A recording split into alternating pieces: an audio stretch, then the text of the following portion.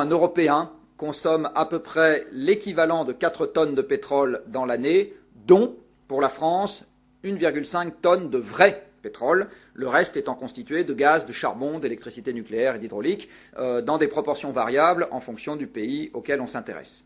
Incidemment, 1,5 tonnes de pétrole par personne et par an, ça veut dire que nous consommons plus de pétrole que nous ne buvons d'eau. La quantité d'eau que nous buvons par an est inférieure à la quantité de pétrole que nous brûlons.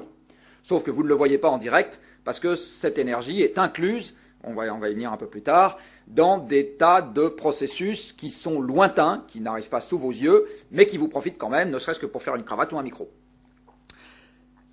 Si maintenant je prends les deux seuls éléments dont je viens de vous parler, c'est-à-dire l'accroissement démographique et l'accroissement de la quantité d'énergie consommée par personne, voilà une courbe qui va vous retracer au premier ordre l'évolution de la pression humaine sur l'environnement. Je dis bien c'est une représentation au premier ordre, agrégée.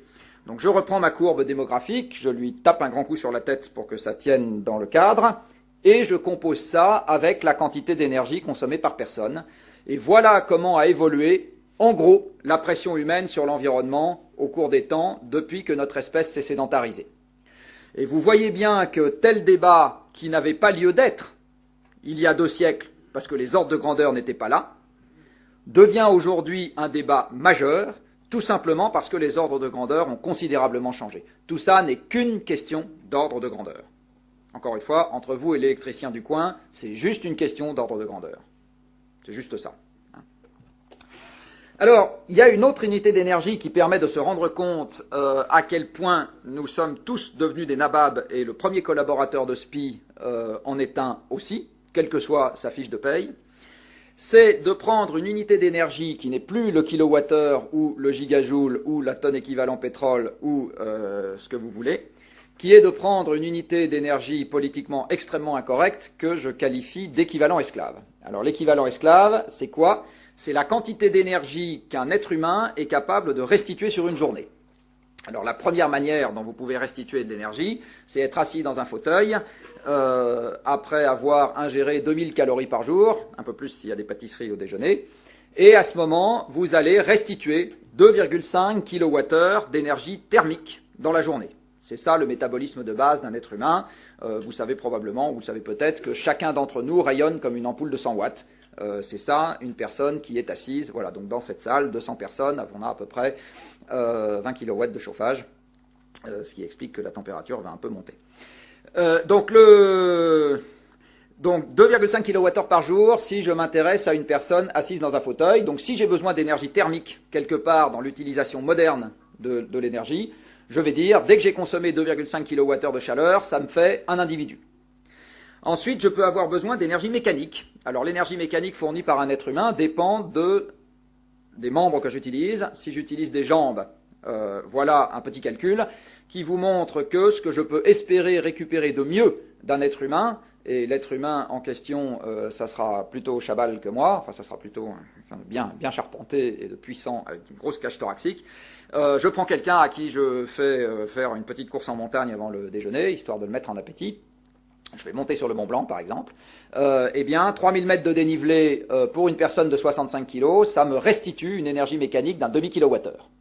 Voilà, en gros, l'énergie mécanique qu'une paire de jambes est capable de restituer sur une journée avec un effort extrêmement intense.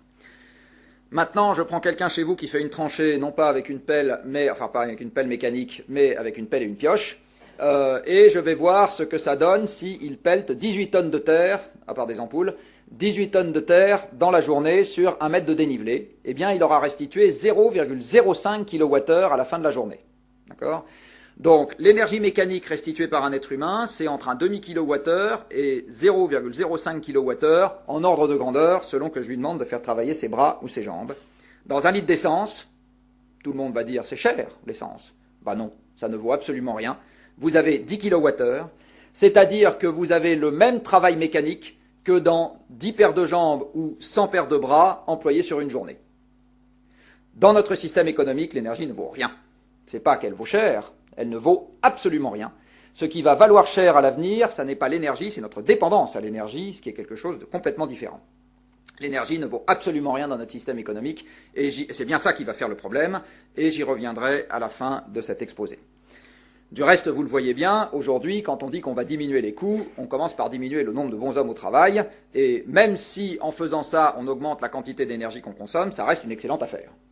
C'est une autre manière de dire que ce qui vaut cher dans notre système économique, et encore une fois j'y viendrai à la fin, c'est le travail humain, c'est même du reste la seule chose qu'on compte, la formation du pétrole n'est nulle part. Ce qui veut dire que si je regarde combien est-ce que le collaborateur moyen de SPI, en imaginant qu'il consomme à peu près comme la moyenne des Européens, possède d'esclaves virtuels à sa disposition à travers l'utilisation de l'énergie, j'arrive à ce petit tableau qui est qu'il a l'équivalent de 20 personnes à sa disposition, 24 heures sur 24, au champ.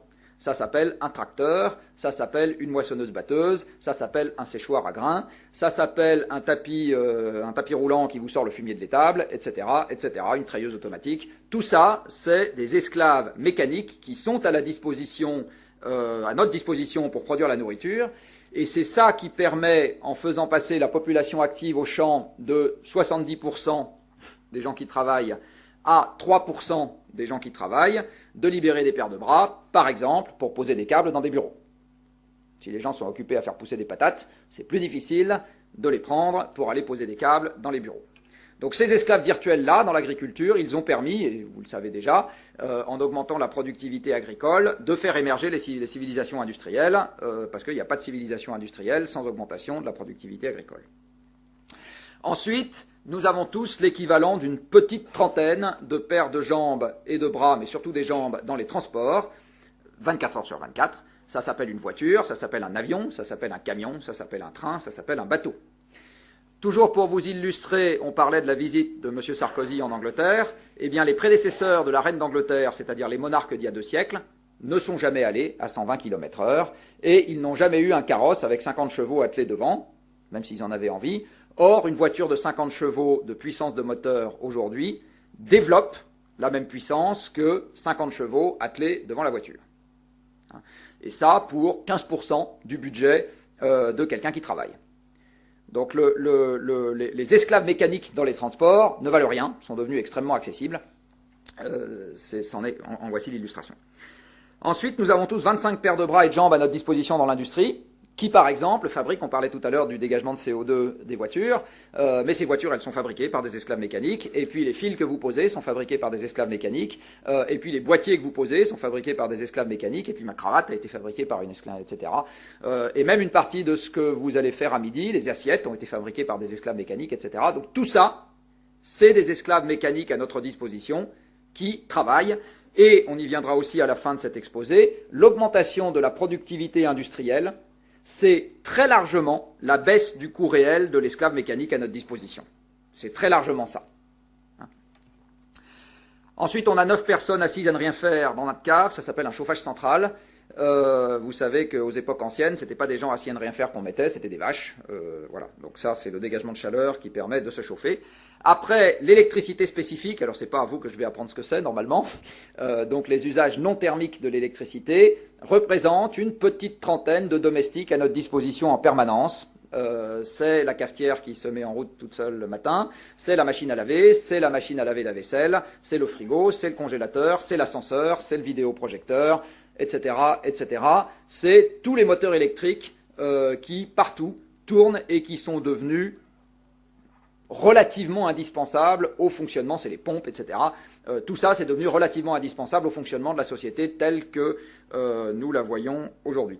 Je ne sais pas si quelqu'un s'est amusé à faire le calcul macabre, à part Barjavel dans Ravage, de ce qui se passerait dans une société occidentale où l'électricité deviendrait totalement indisponible pour quelques mois. Je ne serais pas étonné que ça fasse quelques millions de morts.